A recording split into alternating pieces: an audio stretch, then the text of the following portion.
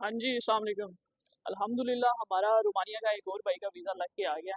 Top tier consultants ने इनकी application की थी और इस वीडियो में कम्प्लीटली मैं आपको बताऊंगा कि इनसे जो इनका मुकम्मल प्रोसीजर हुआ है वर्क परमिट से लेके एंड तक, जो इनका अम्बेसी के अंदर कैसा एक्सपीरियंस रहा है, क्या इंटरव्यू में क्वेश्चन आंसर्स पूछेंगे, ए टू जेड भाई से पूछेंगे, एंड में हम टीआरसी का भी पूछेंगे कि इनका क्या इरादा है, जो लोग जो रोमानिया में रुकते हैं उनका क्या बेनिफिट है, वो सारी चीज़ें जो है वो भाई से डिस्कस करते हैं। सबसे पहले तो भाईजान बहुत बहुत मुबारक हो आपको, थैंक यू आपका सर। वीज़ा लगा है अल्हम्दुलिल्लाह। Many many thank you sir. Congratulations. Thank you, आपको भी बहुत बहुत मुबारक हो जी जी, बहुत बहुत कि शुक्रिया। आपने आपने। सर्विसेज ली हमारी। तो जी। सर, आप मुझे शुरू से बताएं कि आपका वर्क परमिट कितने अरसे में आया, उसके बाद आपकी अपॉइंटमेंट जो है वो कितने अरसे में हुई, और देन कैसा एक्सपीरियंस रहा आपका हमारे साथ। अस्सलाम वालेकुम। पहले तो बहुत बहुत शुक्रिया आपका कि आपने हमें गाइड किया और इस तरह हमें मेरा जो है विद इन 3 मंथ में वर्क परमिट जो है वो आ गया था। बाद में जो है आपने अपॉइंटमेंट आपकी। अपॉइंटमेंट जो है वो आपने बहुत हाँ। सडनली ली थी। जी जी, एक महीने के अंदर एक सर, महीने। एक महीने के अंदर इनकी अपॉइंटमेंट जो है वो अर्जेंट बेस पे हमने करवाई थी। ओके। तो उसके बाद सर आपको जो इंटरव्यू की तैयारी कराई गई। इंटरव्यू की तो पहले थोड़ा सा मुझे है थी टेंशन कि ओके। भाई इंटरव्यू में क्या होगा, क्योंकि फर्स्ट टाइम था।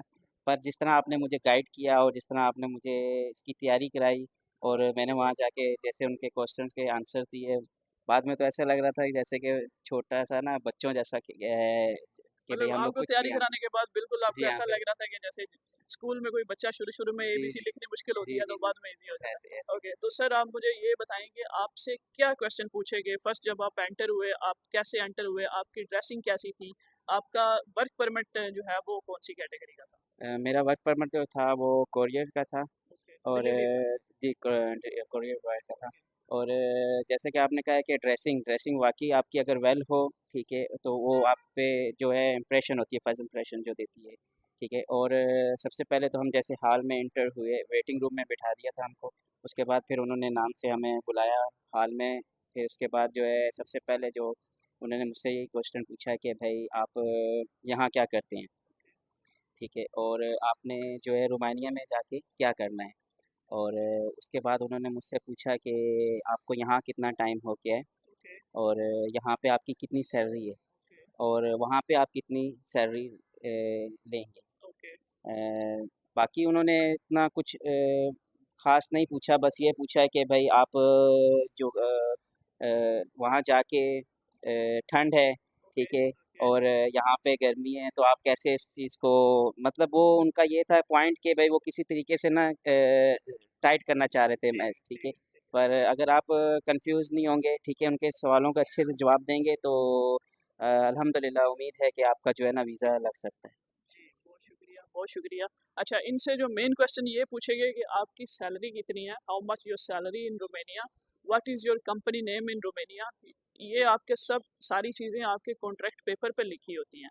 ठीक है, आप कॉन्ट्रैक्ट पेपर से पढ़ सकते हो, उसके ऊपर मुकम्मल डिटेल होती है। और मोस्टली ये भी क्वेश्चन करते हैं कि आपकी यहाँ पे सैलरी कितनी है, तो आपने यहाँ की सैलरी बतानी है। और उसके बाद वो पूछ सकते हैं कि आपकी रोमेनिया की सैलरी जो है वो कितनी है। यहाँ पे मैं एक टिप देना चाहूँगा कि अगर आप यहाँ की सैलरी ज़्यादा बताओगे, फॉर एग्जांपल उधर की सैलरी अगर कम है, तो फिर आपका जो है वो क्वेश्चन पूछेगा कि इधर आप ज़्यादा सैलरी ले रहे हो, उधर जाके कम सैलरी ले रहे हो, इट्स बेटर कि you stay here and work here.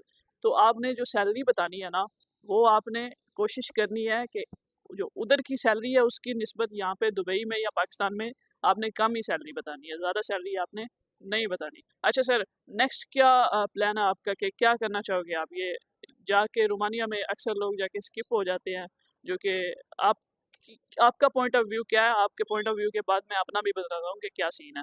Actually मेरा पॉइंट ऑफ व्यू ये है कि देखिए, हमें इस कंट्री की रिस्पेक्ट करनी चाहिए, बेशक। ठीक है, क्योंकि एक ये फर्स्ट कंट्री है जो पाकिस्तानी पासपोर्ट को जो वर्क परमिट दे रही है। बाकी आप किसी भी कंट्रीज़ के लिए अगर अप्लाई करेंगे तो आप एज अ स्टूडेंट या किसी और कैटेगरी में आप बहुत टफ होता है। बहुत ज़्यादा टफ है। तो हमें नहीं ऐसा करना चाहिए कि हम लोग अगर इजीली ये लोग हमको वीज़ा दे रहे हैं, तो हमें वहाँ जाके स्किप नहीं होना चाहिए, वहाँ रुकना चाहिए, कुछ टाइम देखना चाहिए कि भाई इस कंट्री से हम लोग कुछ काम कर सकें। क्या पता कि आप अगर इधर स्टे करें और आपको कुछ अच्छा बेनिफिट मिल रहा हो, तो फिर आपको ज़रूरत नहीं है कि किसी दूसरी कंट्री में जाके अनलीगल होने की। जी तो सर। मेरा बेनिफिट तो ये मेरा मेरा मेरा ख़्याल से ये है कि आपको इधर स्टे करना चाहिए और टीआरसी लेना चाहिए और काम करना चाहिए, स्ट्रगल करना चाहिए अपनी फैमिली का जो है उसका उसके लिए, क्योंकि हम लोग जो आते हैं, ठीक है, परदेश काटते हैं, वो इसीलिए काटते हैं कि फैमिली के लिए हो। तो अगर हम लोग अनलीगल हो जाएं और भाग जाएं तो फिर वो अच्छी बात नहीं है। बिल्कुल सही कहा आपने। अच्छा भाई की मैं बिल्कुल पॉइंट ऑफ व्यू से बहुत मुतासिर हुआ हूँ कि इनका ये पॉइंट ऑफ व्यू है। एग्जैक्टली मेरा भी पॉइंट ऑफ व्यू ये है कि जो कंपनी जो सॉरी कंट्री आपको वीज़ा दे रही है, आपको चाहिए कि आप उसकी रिस्पेक्ट करें, ना कि आप जो है वो आगे मूव हो जाएं और उनको आप गलत तरीके से उनका जो रेपुटेशन है वो ख़राब करें। इट्स बेटर आप उधर रुकें, आप किसी अच्छी सी कंपनी को ज्वाइन करें, आप काम करें, थोड़ी सी स्ट्रगल शुरू में होती है, आप एक टीआरसी बनवाएं।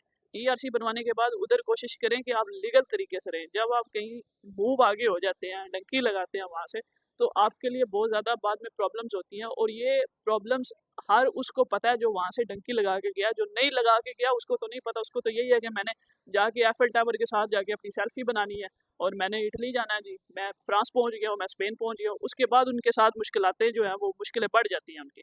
तो बेटर है आप रिस्पेक्ट करें।